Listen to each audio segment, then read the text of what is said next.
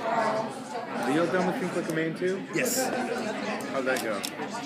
it was huge. Was it? A lot of cast members. A lot of cast members shot in Vegas. It was hot.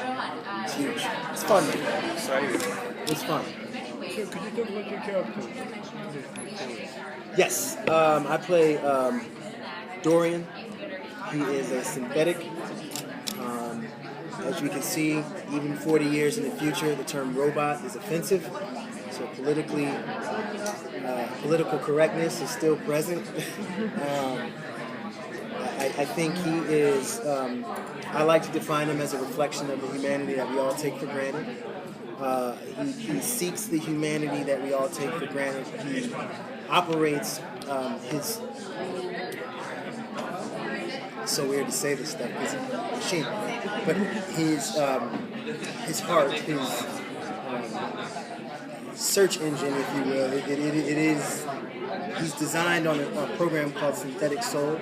So he operates from a place called free will. And he can basically, he can take in data like a machine, like a computer, but at the same, he can learn from it. And that is, I haven't seen that yet.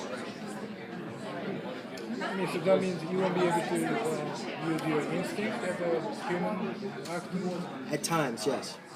That must be quite challenging, right? It's refreshing. It's difficult.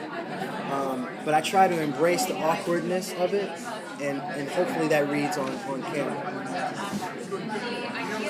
So for you, what motivated you to pursue this project? I got the script, and the two things that really there were three things that really kind of made me sign on. One, the pedigree of the producers lets you know that they've been there before. This isn't their first rodeo, and they know how to get it done.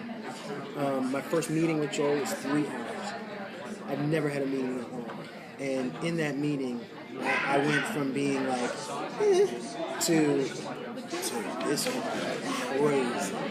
I mean, we were like sitting around. I was like, "Oh, that's crazy. Oh man, that's so odd." And then, well, what if you know what I mean? And it became like just fun. It just became fun and interesting. And so that was great. And then the script, the material, what was on the page, and the ability that this character has, and like there's just such a big canvas that can be painted with this guy, and that is every actor's dream when you start thinking about the possibility of taking on a character for 5 to 7 years. And then as an actor, I've never been asked to play a robot. I couldn't even get vampire status in underwear. So, as an actor, I was like, yeah, this is different. And, interestingly enough, I was just telling someone else this earlier. At first, I was like, he's never going to have like a love interest. Where can he really go? I don't know. This is before my meeting with Joe. And when I started thinking about a love interest, I stopped because he does operate from a place of free will. Who knows? And instantly, I just became interested.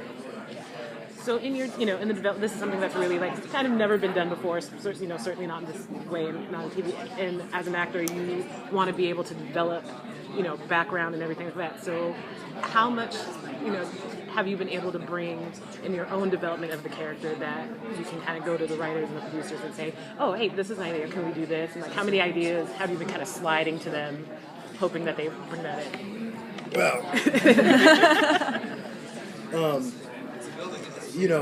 it started on the pilot, obviously, that 3-hour meeting with Joel as well, just like collaborating with him on, is he more of a Mac or is he a PC? You know what I mean? Because we were talking about that in the meeting, and I was like, you know why I switched to Mac? Because I couldn't stand opening up my PC and waiting for it to like go through the virus protection and everything else. You turn on the Mac and it's like, okay, we're ready to go.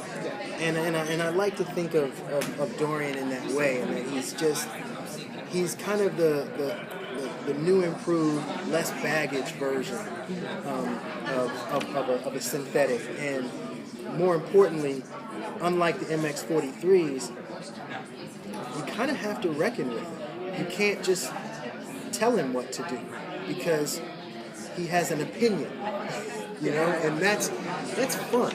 That's fun to play. That's interesting, and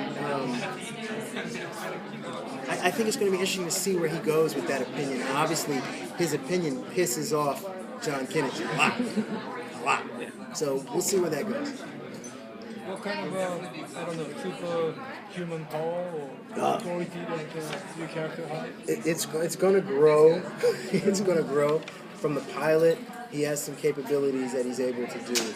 In the second episode, you see even more of them, and in the third, you're going to see you'll see more come around increment. The thing is, he's not indestructible. That was the one thing that I talked to Joel about that was important to me. You know, he's not indestructible. He can be destroyed. It's not like he can't be killed. You know, he can be thrown out of a car and rolled over by a truck too. You know what I mean? So it can happen. He can be destroyed, and that's important because that gives you if he feels danger, you know, you as an audience will feel that as well. I think we gotta have that. We have to have that. Is there any sort of specific outfits or anything that you're pushing for as we are at Comic-Con so that next year you could come and see people dressed up like you? Listen, I was so pleased at my wardrobe fitting to realize that Dorian has one. And Carl has gone back, since we were in Vancouver, he's gone back and had to do multiple fittings. They haven't called me once. You know, it's the first, and I'm like this. It's great. One outfit, it is what it is, and it's his uniform. Now, that doesn't mean you won't see Dorian in something else, especially as he develops more human characteristics. You'll see him probably try and feel himself a little bit. You know what I mean? I can't say what happened in the original draft. It's too much. But anyway, there was an element of that in the original draft where at the end he added a little bit of swagger to his game, and it was kind of interesting to see because he gave you a glimpse of where he could go. And so yeah, his uniform is what we're going to see. And yes, it would be, if I came back next year and I saw people dressed like Dorian, I'd be beyond flat. Beyond flat. I think that would be the coolest thing ever. Thank you. Thank you so much. We always have, I'm always cognizant, whenever I see PR people going like this, I'm always like, Yeah, I know. You're always like, and when are they coming back? And then they don't come back. How many more questions I squeeze? When are they coming back? Okay, there goes.